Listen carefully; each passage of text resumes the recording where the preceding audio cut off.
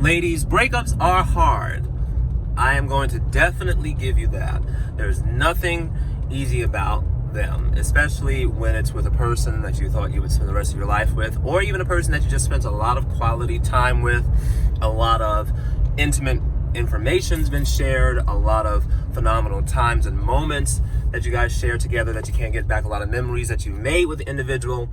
All makes for a breakup being that much more painful. So these are the 3 things that you need to do after a breakup to ensure that you heal healthily. Now, I have had the privilege of working with women over the past 10 years in relationships of all kinds, from friendships to romantic relationships to marriages. And I don't know, I'm not an expert.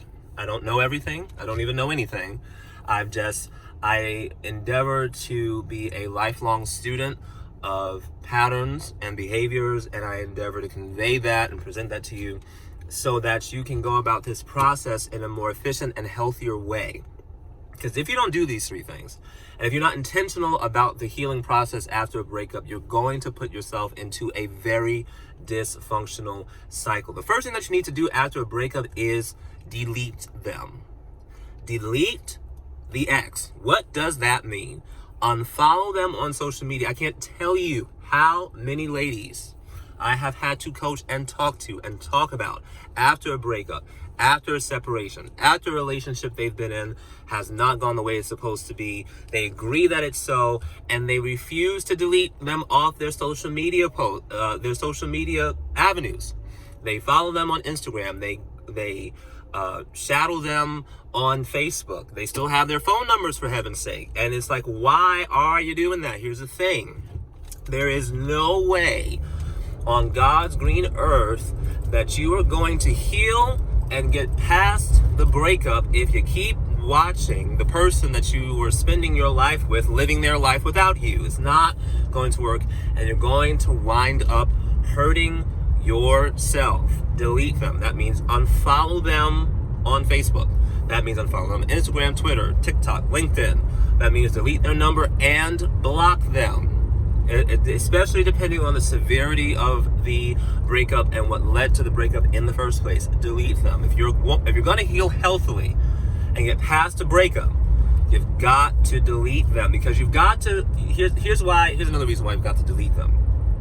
You've got to delete them because deleting them and blocking them the way you're doing, as painful as it is, even though the breakup has already occurred, you find, if you haven't done it already, the reason why you haven't done it is because it's painful. And the reason why it's painful is because the act of deleting them that way is an act of finality.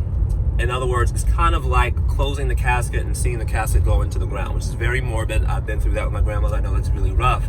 But when you see that happen, there is a finality to it where it's like it's really over. When you block him and you delete his number and you delete all the social media avenues that you've been communicating with him in, that is letting you know, and it's sending you a signal, no, this is really over. Like, we're really done. And as painful as it is to do that, until you do that, the door will still be open for dysfunction, whether it's with him or not, because you have not allowed yourself to come to terms with the fact that the relationship has ended. The first thing that you need to do is delete him. The second thing you need to do is forgive yourself, because a lot of times when a relationship of any kind, not just romantic, but a relationship of any kind is no longer what we thought it would be, or even if it ends in a bad way, maybe there was a betrayal of some kind, maybe there was infidelity of some kind, or even abuse of some kind. There is a part that we played in that relationship because we were in the relationship. And the temptation is to go from reflecting, which I do believe in doing, and asking ourselves what part we played in that relationship, that if we're not careful, it can morph on over into there must be something wrong with me. It goes from what part did I play in the breakdown of the relationship, or where did I fail to look at the red flags of the relationship, which led me to where I am today. It'll morph over from that to there's something wrong with me. I keep drawing horrible people in my life, or I'll never find the right person. Things like that. If you're not careful, it'll morph over into that. And the way to remedy that is to make a decision to forgive yourself. The relationship that you were in had a purpose and a role to play. It taught you a lesson that you needed to learn. The relationship is over because the lesson, that course is completed. I'll say that again. The relationship is over because you've completed that course. One more time. The relationship is over because that course is completed. Now what you're going to do, you're going to reflect on the areas that you had, the part that you had to play in the breakdown of the relationship or getting into the relationship in the first place, which you should not have been. And then you're going to forgive yourself. It played a role.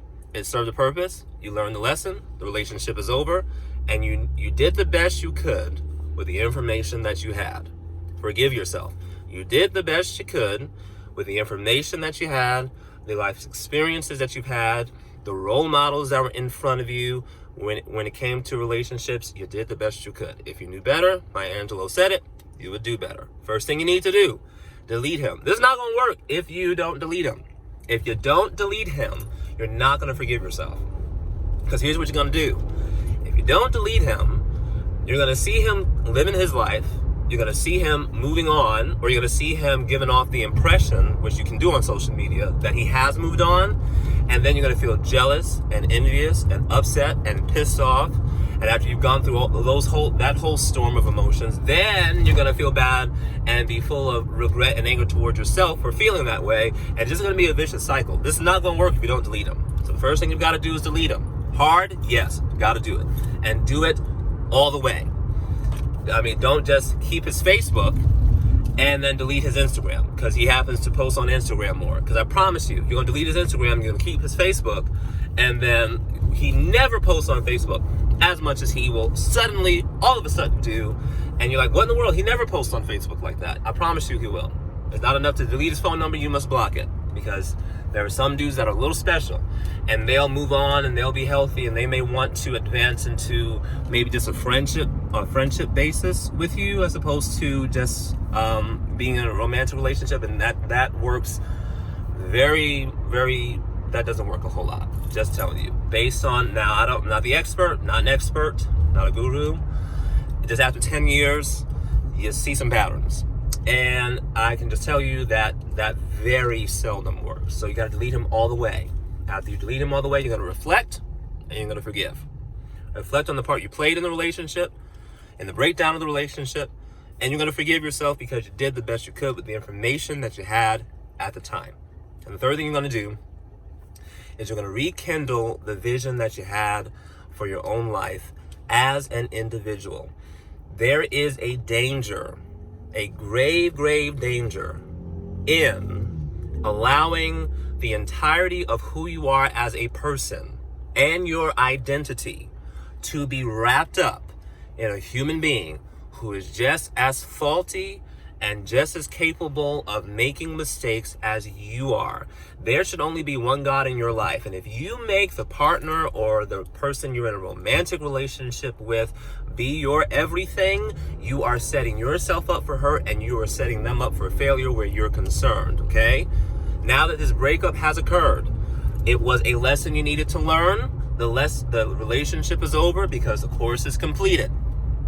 Now that the course is completed, get back to who you are as an individual.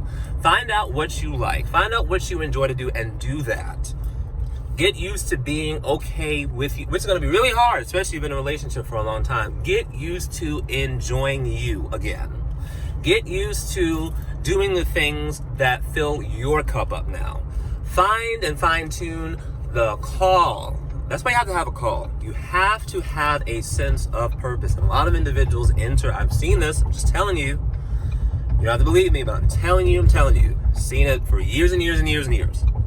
That people enter into relationships without having a clear vision on their own, having a clear understanding of who they are and their own identity, and then they get into a relationship, and two halves do not equal a whole in a relationship.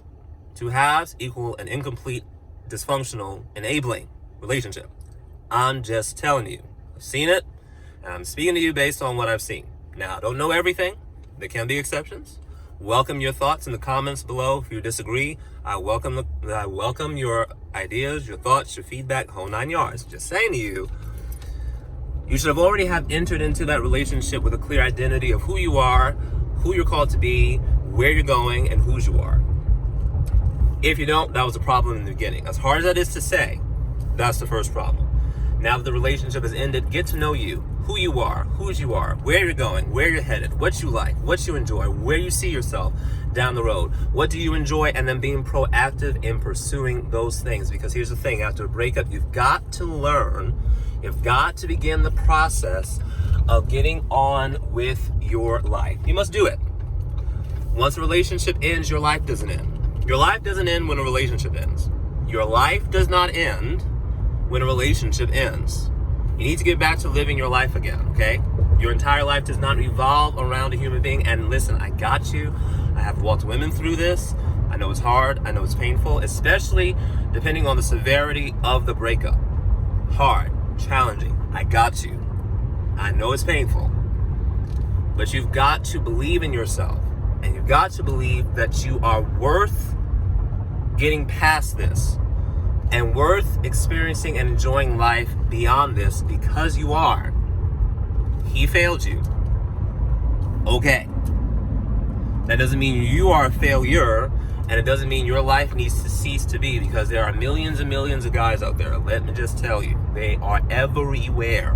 And I promise you, God's got someone else for you, but you need to take time to heal yourself. Get yourself together. Number 1, delete them. 2, reflect and forgive. Reflect and forgive. 3, get your vision back for who you are as a person, where you see your life headed, the things you enjoy, and actively begin the process of pursuing those things. Let me know your thoughts in the comments.